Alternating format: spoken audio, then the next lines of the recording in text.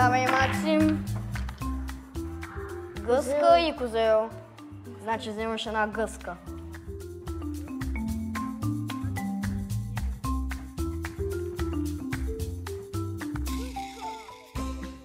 А вие как станахте приятелка?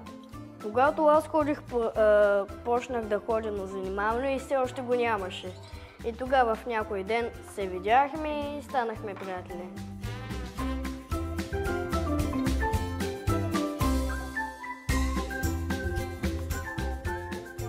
Контакта с българските деца, с родителите. Всичко това им помага да приемат по естествен начин новата ситуация. Да приемат, че това е техния живот, това е настоящето и то е красиво и хубаво и щастливо. А тук в детската градина какво правите? Занимавам се, играем игри, играем на двор и така. Хубаво ли? Да.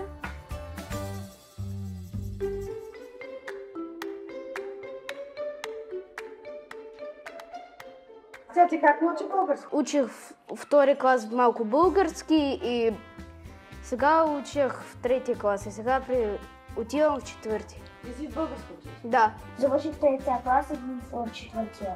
Имаш отлични оценки, нали? Да, 5-6.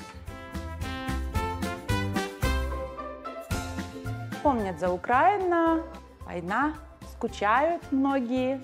Но тут мы много играем, и им не особо скучно, да.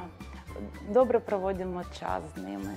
Наистина това е място, където придобиват увереност и може би чувство за нормалност. Живота продължава за тях, получават хубави емоции.